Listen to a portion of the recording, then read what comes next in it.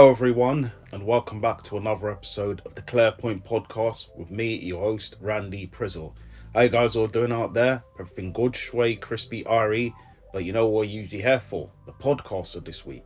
Now, you probably say last week, where was the podcast? Didn't really feel in the greatest of moods to do it last week, obviously. Just had to take a rest. Was doing a lot that week, so I thought, you know what, the necessary risks just to take a rest and then come back and hit you with another one. Bang and all of that. Do you know what I mean? Pow! Yeah, I'm Ran to the P. Pow! If you don't know about me. Pow! Do you know what I mean? So yeah, I'm just hitting you with another one. But anyways, I don't usually talk about what's going to be happening in the episode. I like to surprise people. I like to surprise you at times. But I said, you know what? I need to tell you guys what's happening, what's going on in this episode of the podcast. But before I do, if you're feeling this episode or any of the previous episodes below, you know what to do below. All of that. Subscribe to your boy, like, share, comment, subscribe to your people, then tell them all about how Randy Prizzle is a madman. You know what I mean? A lunatic, insane in the membrane sense and that. Insane in the brain. But anyways, let's get on to the podcast for this week. On the episode for today, just going to go into the usual advice. Then we're going to talk about Sidemen Inside Show Season 2. We're going to obviously talk about Trent Alexander and his talks of a move to Real Madrid. How does some Liverpool fans feel about it? We're going to find out, obviously, my opinions. And then we'll obviously share that to the people. But tell me below when I do comment on that. And also, we're going to talk about the Ballers League UK. If you haven't seen that, Ballers League has come out. You know, little celebrities and all of that. We're going to go more into that and talk about that as well. So that's obviously what's on the episode for today. Let's get into the first of today, which is obviously my advice to the people that are doing the madness. So let's go. So they're doing the madness. So let's just find out what they're saying now. Okay. The first one we've got here. I showed my family how to pleasure myself as a kid, and it's still haunting me at 30.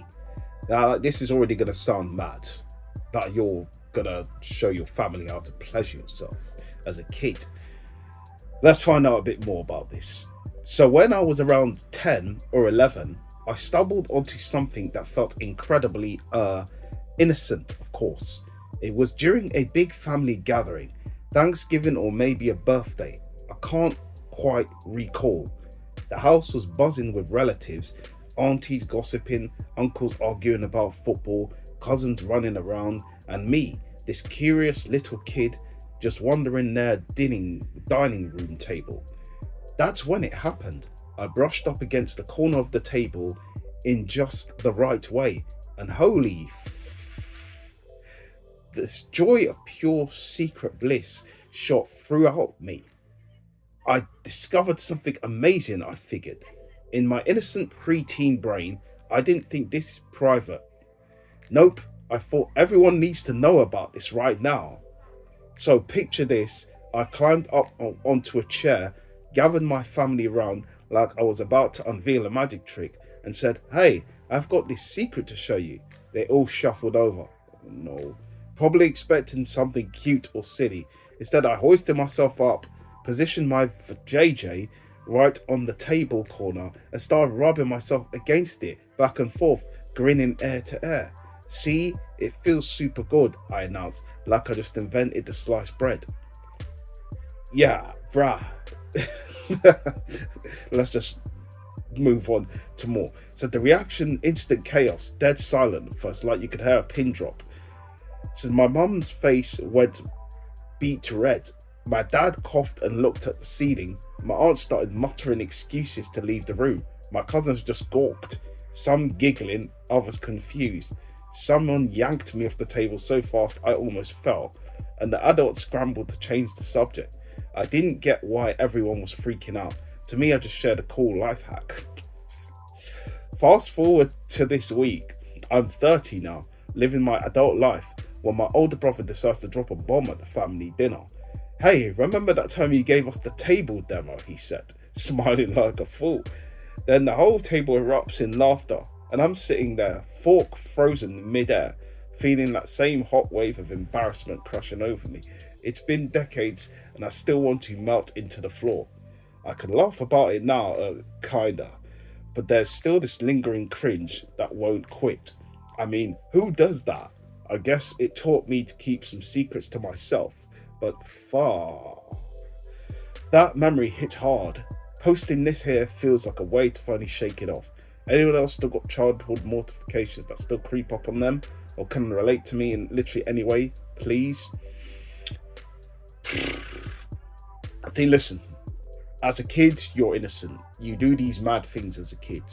No one probably expected you to do that, though. Do you know what I mean? They certainly didn't expect to see that at a family gathering and a dinner and that. Do you know what I mean? For you to be rubbing your vajayjay against a table and that and showcasing to the world how it's gotten you off. Do you know what I mean? But I think in general terms, my advice would be to this girl is just try not to let that get into your brain. Go and see a therapist first and foremost, because if it's traumatic and getting you traumatized now, best case is to see a therapist. Because obviously, if it still comes up and you still can't kind of get over it, just leave the family home. Just don't go to family dinners. Don't go there. Don't go there. Don't go there. Because if you're gonna get first-hand embarrassment of how you rubbed your vajayjay against the table, you best just not go there. Do you know what I mean? Because obviously as a kid, you're innocent. You're just thinking, oh, this is just something just for fun or whatever. You're not thinking deeply about this sort of things.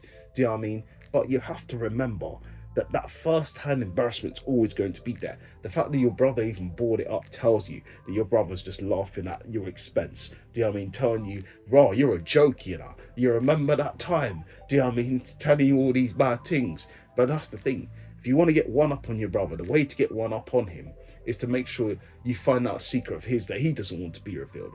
You want to get your own back, you do that to your brother, innit? But my thing is, what I'd say to you is go and see a therapist, number one. Number two, don't go to them family dinners anymore. Anyone that was present in that family dinner, do not go there.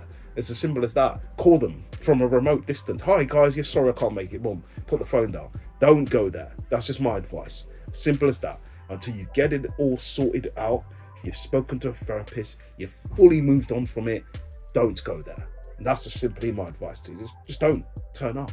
Just say, oh, Christmas? Yeah, no, sorry. I got something busy's come up. You know what I mean? Or Easter, no, something busy's come up. You know, just don't go there. You know, Thanksgiving, whatever you're celebrating, don't go there. Birthdays, just don't invite them. Do you know what I mean? Just invite your friends. Yeah, it's simple as that. Simple as that. Until you see a therapist and it's all sorted, then just don't. Cool. Well, that's my first advice. Let's move on to the next one. That one was mad still, but you know, let's move on to the next one. I'm planning to beat the shit out of my brother. Listen, I hear it. Sibling rivalries and that, you know what I mean? Siblings can be a right pain, pest and all of that. But let's see what this person is saying. My brother is blessed to have 3 kids. His youngest is 9 and he's been battling cancer most of his life. Unfortunately, it came back with a vengeance and he's currently in a hospice. Damn. My brother has been completely MIA. I've literally been with my nephew every day since January. My brother and his baby mama figured that Uncle Bobby is handling everything so they can focus on the older kids. I get it, they're avoiding having to deal with their child dying, but they rarely visit. My brother is high on pills most of the day. I have no idea how he's going to deal with that when his son goes. I'm infuriated that my brother isn't here. It's so fucked up. All he says is thank you for being here with my nephew, like I'm doing it for him. I don't even bother to give him updates. My nephew just sleeps a lot and probably won't make it to April. I've decided that when my nephew passes, I'm going to beat the shit out of my brother. I'm going to beat him so badly that he will remember it. There's no way he's getting away with this. Well, this is a deep one, you know what I mean? I think you've tried to reach out to your brother, you know what I mean? Obviously, his kid is suffering, and the fact he's obviously decided to just run away is a bit of a bitch move by him, I'm not going to lie. You have to be there for your children no matter what. Do you know what I mean? No matter what you're feeling, no matter what. No matter what they told us. It's actually a secret. It's actually a real big thing, you know. I understand your frustrations in wanting to punch his lights out and knock him out, but I think the best case scenario right now is still try to get in contact with him. You have to try and tell him that these kids need you. they need you. You can't just run away when it just goes tough, because that's then showing them who you are. You know what I mean? And they would never, probably in their adult lives when they get older, kids will never forgive you. You know what I mean? For running out and leaving and abandoning them. So you would obviously have to get in contact with him. You would obviously have to try your hardest to, when you see him, probably just fist him up once. I would say just punch him up once. You know what I mean? Give him a punch in the face. That's it. But drag his ass to go and see these kids and tell him, hey, they need you, man. What are you doing? What are you on? Listen, I get that you're feeling sorry, your kid's going through what he's going through, but that kid needs you right now. Do you know what I mean? And that's just the most important thing. Forget all this nonsense. Just make him realize that that kid needs you. In this time of hour, and anything matters now, that kid needs you.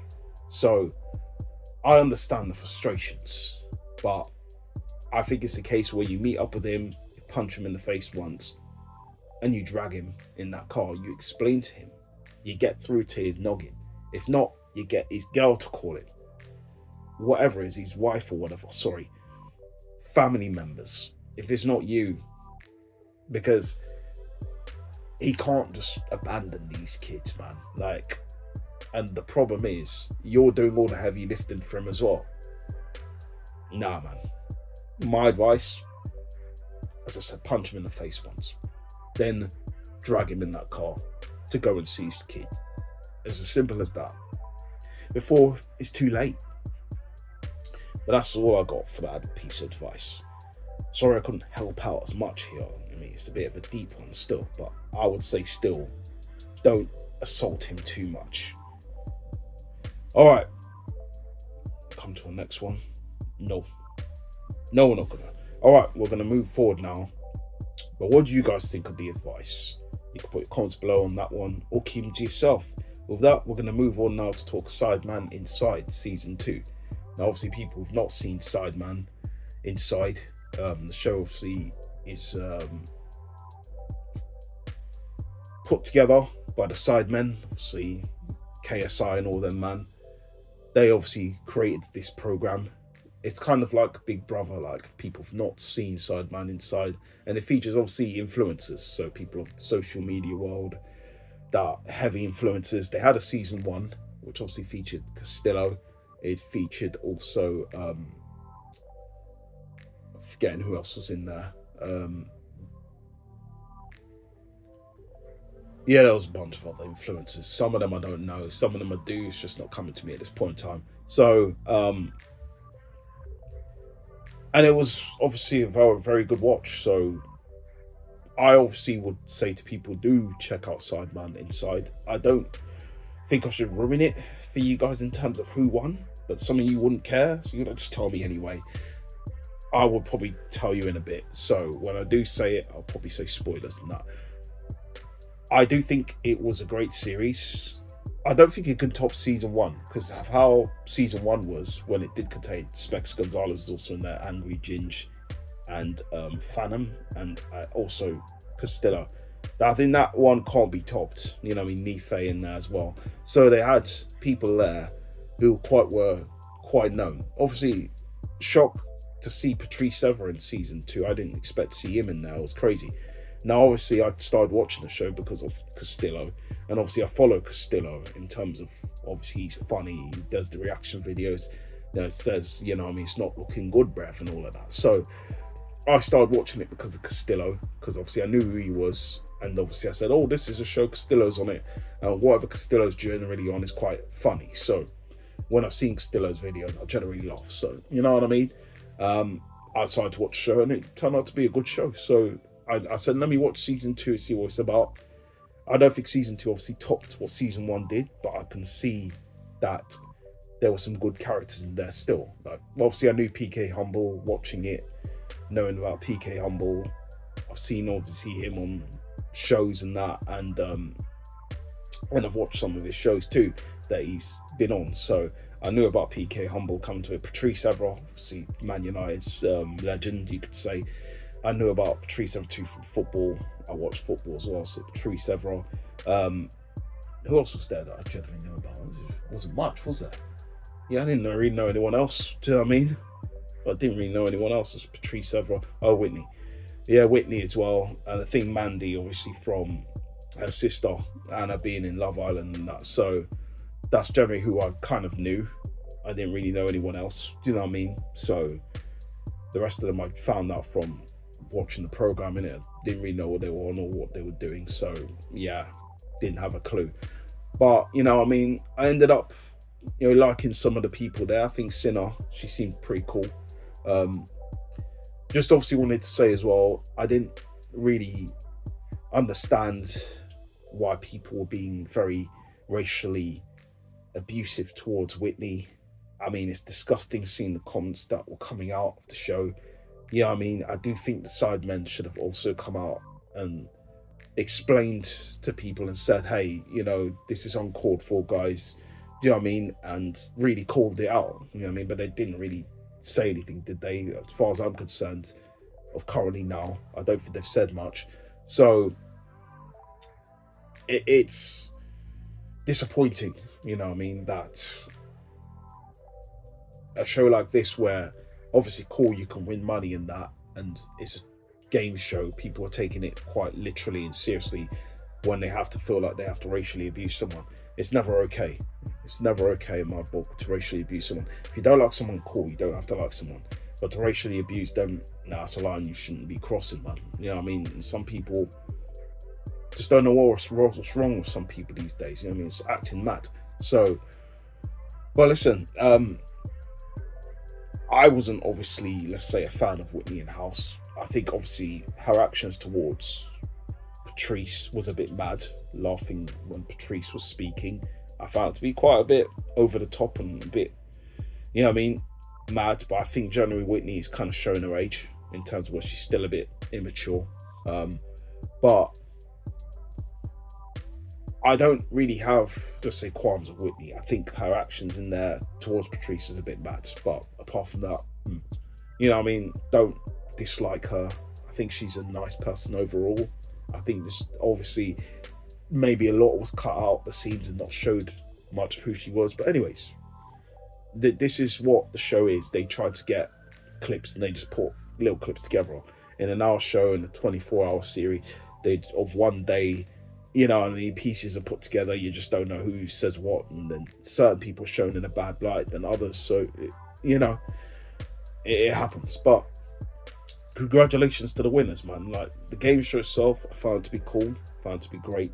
You know what I mean? The challenges as well, found them to be good. So, you know what I mean? If you're a fan of obviously Big Brother, shows like this will be right up your alley. You know what I mean? To go and check that out. For me, I didn't think there was one person that really deserved to win. There were 3 winners. I'm not going to ruin it for people. I'd say go and check it out. I think the one girl that didn't deserve to win, and obviously she was, let's say, didn't really do much in the house. So I didn't really understand why she won. That's just me making it clear. You know what I mean? I didn't understand why she was part of the winners. But it was a good show regardless. You know what I mean? That was probably, and Mandy coming from PK, I didn't really understand that either. Do you know what I mean? It's just a bit of jealousy, isn't it? Do you know what I mean? Man talked about your BBL was botched, didn't it? Do you know what I mean? And he came back and that. I'm not gonna lie, it was hilarious, to be honest. Listen, she came for Man first and tried to call him out, saying, he's a fake roadman and all this. But the fact of the matter is, the man has stepped up from where he was and is ending up on programs, doing shows and that. So he's taking a real step up in his life and doing what he needs to do here. And she tried to use that as a low blow and a low dig. And the man just kept herself, I talk about your botch BBL. Bro, it's touche, innit? So certain women say, oh, that's not right. And that's bad. How can you do that? But she came for Man first. When you came for Man first, you expect Man to not have a response. Do you know what I mean? And she was the one who went on TV and all that, saying that she had botched BBL and all this. So, do you know what I mean? But certain things they could say to someone and then they can't expect someone to respond to them. it's a bit hypocritical at times. But anyways, we move. Sidemen Inside, I found it to be good series, well worth a watch. If you're feeling all of that, as I said, Big Brother vibes, well worth a watch. You know what I mean? For me, rating out of 10, I don't think it was good as the first season, but in terms of entertainment, it was still good. As I said, I don't think it could top season 1. So for me, I'll give it a 7.8 for Sidemen Inside season 2. And that's it. And that's my thoughts on Sidemen Inside. You can put your comments below on that one, or keep it to yourself. With that, we're going to move forward now to talk Trent Alexander-Arnold. So if people have been living under a rock, haven't heard the news, Trent Alexander-Arnold's in advanced talks for a move to Real Madrid. So this is not confirmed, you know what I mean? So it's a case of where Trent Alexander-Arnold has kind of now put his cards on the table to Madrid. Now, there were probably talks from Liverpool fans thinking that Trent was going to sign the ting, Trent was going to do this. Now, it's not fully confirmed yet if his move is going to be confirmed yet, or if Trent is even still going to sign yet. So he could end up doing a U-turn and sign doing a U-turn at Usher. Put your hands up, bend your knees, bet around and it's gonna get down to me. Come on, not hard to learn. Come on, it's called a U-turn. Could end up doing that, do you know what I mean? Hands up, bend your knees and that. But I do think that it's a case of where Trent's kind of always had his eyes open, you know what I mean? And the fact of the matter is that his friend, Jude Bellingham, plays for them as well. And he went to see him, which was even a bit more suspicious there. Do you know what I mean? That there could have been some tapping up involved in this move, do you know what I mean, from Jude Bellingham. You know what I mean? But listen, I think Liverpool fans have a right to feel upset. The ones who've seen this move and didn't see this coming have a right to feel upset, because if that was my player, I would have wanted him to sign the ting, give us some money for like your services and all of that. You know what I mean? Say, listen, let's part ways on a great front. Now, obviously, I don't think it's just down to Trent Alexander-Arnold. I think it's down to obviously the fact that there was an offer on the table in January from Madrid that wasn't taken by Liverpool. And if Trent Alexander-Arnold does actually decide to leave Liverpool at the end of the season for free, then you're going to look back on those moves that weren't accepted by Liverpool. You're going to look back at the fact that, you know, that wasn't really solidified and just saying, just get him out now, just take the bid and let him go. Do you know what I mean? But I hear it in terms of where some fans would feel like Trent should actually sign a new contract. Even though he wants to leave to go to Madrid, sign a new contract. Be on good terms with the fans when you're leaving. Do you know what I mean? Give us some money for your services for Liverpool Football Club and leave on a high. Do you know what I mean? But it's a case of where I think Liverpool fans probably feel like, yo, you know, he's just dogged us out, hasn't he? You know what I mean? He hasn't signed the ting. Do you know what I mean? He's potentially leaving. You know what I mean? And we're not going to get anything for him. Do you know what I mean? And that probably has riled a lot of them up. I hear it. Because if that was me as well, I'd be like, yo, what's happening? You came through the academy, you came through our ranks. Do you know what I mean? Liverpool through and through. And you're going to do us dirty like this. You're just going to roll off to the sunset. And you're not going to sign the ting. You're not going to leave us with some money, you know what I mean, for all your services that you've given to Liverpool Football Club. So I hear it. I understand why the majority of Liverpool fans feel a bit pissed off. Do you mean feel annoyed at Trent Alexander-Arnold if he does leave? Because listen, it's not fully confirmed yet, but obviously his head's been turned. Do you know what I mean? It's no doubt about it. Do you know what I mean? So he could do a U-turn, as I said, and he could decide to sign the ting. He'd be playing emotions, you know what I mean, doing the whole Destiny's Child stuff. It's just emotions taking me over, doing all of that. I mean, playing with people's minds, making people think he's going to leave, but he's not going to leave.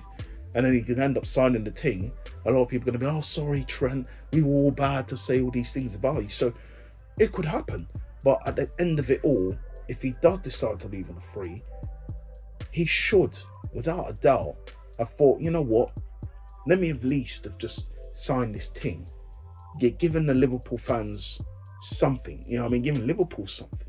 To say, okay, cool, Real Madrid comes back in, they spend 90 million or something, or 80 something, however it is, to take me away. You know what I mean? Sign even a year's extension or whatever. You know what I mean? Take me away, get that 18 whatever million they need to get, because I'm sure it'll be a lot. It'll be 90, 80 million. They'll probably command probably near that figure, and then leave on a high. They get the money for you, they replace you with the money they get from you, and it'll be all gravy, wouldn't it? But that's if. We don't know yet. It's not fully confirmed. So I will come back to this when it is fully confirmed. But I get why there's a lot of outrage from Liverpool fans. Or Liverpool fans would feel pissed off if he does decide to leave for free. Do you know what I mean? I would feel furious. I would feel annoyed and angry if it was me and William Saliba decided to leave. You know what I mean? For free. But then he's not someone that came from our product. If you're talking about Bukayo Saka then, or someone like Ethan Nwaneri, these men just decide to leave for free. Then we run down their contract to say, yo, I'm not signing anything. You know what I mean? But with a year left or whatever, not saying like, obviously Bukayo, I think he has 2 still on his contract now. So with a year left, Bukayo Saka decides, yo, I don't care, I'm just going to just run it down and just leave. I'd feel annoyed myself. So, yo, what's going on here? Your services to us, we brought you through the ranks, and you've decided to just leave us in the lurch. So, yeah, goodbye. That would fuck me off too. But what are you doing? The fuck are you doing? Do you know what I mean? Just leaving us like in the lurch like this. Are you actually being serious? You come through the ranks, and this is how you repay the fans. Of course I'd feel annoyed. So I understand it. I understand why there's frustration with Liverpool fans. But the thing is, it's not fully confirmed yet. When it's fully confirmed, if he says he's leaving and he's actually leaving, then go into meltdown. Cuss him out, do whatever you need to do. I would say, listen, don't give racial abuse. Allow it. Do you know what I mean? Cuss him out, call him a dickhead, whatever you need to call him, but leave the racist abuse out of it. Do you know what I mean? Just don't. Just come on, man. Just be smart. You know what I mean? Some people out there is going to be emotionally dumb and start cussing his family and that. Just leave it out. Cuss the man. Call him a dickhead, pussy, or whatever you need to call him. Do you know what I mean? Traitor, Judas, all of that. Just leave the family out of it. Do you know what I mean? Just leave the family out of it, leave the racism and leave all of that out of it. Do you know what I mean? So yeah. But that's my thoughts on Trent Alexander-Arnold and his advanced move talks to Madrid. But what do you guys think?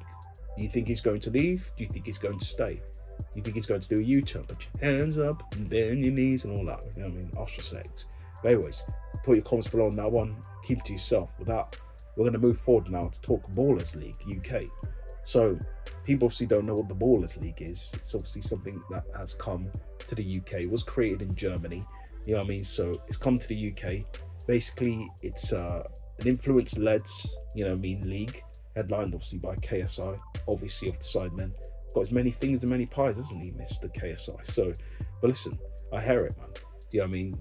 You got to put in the work. You do what you got to do, and people obviously want you around. So you're going to be the headline figure in that. So, I don't know what he's doing on what's his name though. I think he's on, what's that show, Britain's Got Talent. I don't really know what he's doing on there. I'm going to be honest there. Why is he on Britain's Got Talent? But Jay, I don't watch that show, so yeah. But I don't understand it. But anyways, so the basic rules for the Baller League, if people don't know, is you got 12 teams, 6 for 6. They're on, you know what I mean? You get roll on, roll off subs, 30-minute matches, no corners, which is mad. Do you know what I mean? So it's 11 match days in the season. So this happens. The first game happened yesterday, which was the match 1. So you're going to get 11 of these throughout, which will happen on every Mondays. Do you know what I mean? And then the final 4 will play off. So this will be a league format where obviously everybody play each other. The most, obviously, who get the most points in the league will play each other off in the final 4. You know what I mean? So they will advance through to battle it out in a knockout style for the championship. So obviously, you know, the people obviously that's running these leagues, you got Angry Ginge, the manager of United, N5, which is Jens Lehmann, I think Robert Perez, I think Freddie Lumberger too. They're the managers of N5 FC. They did lose their game, by the way. United beat them 7-2. FC RTW, again, I can't really know who that is, I'm not going to lie. versus MVPs United. I think it was Maya Jama and Alicia Lehman. SDS FC, which is managed by Sharky of the SDS crew, faced off against 26ers. Again, I'm not sure who they are. I'll have to look more into that, who the manager of that is. But yeah, it was a good, obviously, win for Sharky. Coming out of that with a win. So my phone is acting up now. Yeah, it's doing a madness, literally. It's doing madness. All right. Is it finally coming back? Is it coming back? No, it's acting mad, isn't it? All right. Let's go on to something else.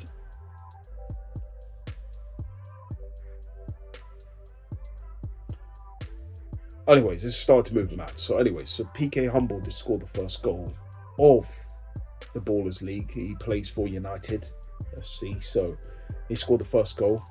It's been a good week for PK Humble. It really has. Being the sideman inside show and then scoring the first goal of the Ballers League, you know what I mean? It's been a good week for him, you know what I mean? So big things, you know what I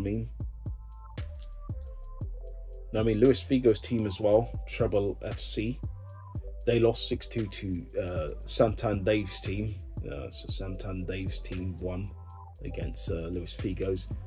Deportivo Trio, team won, which is obviously the team of Gary Lineker, Micah Richards, and Alan Shearer.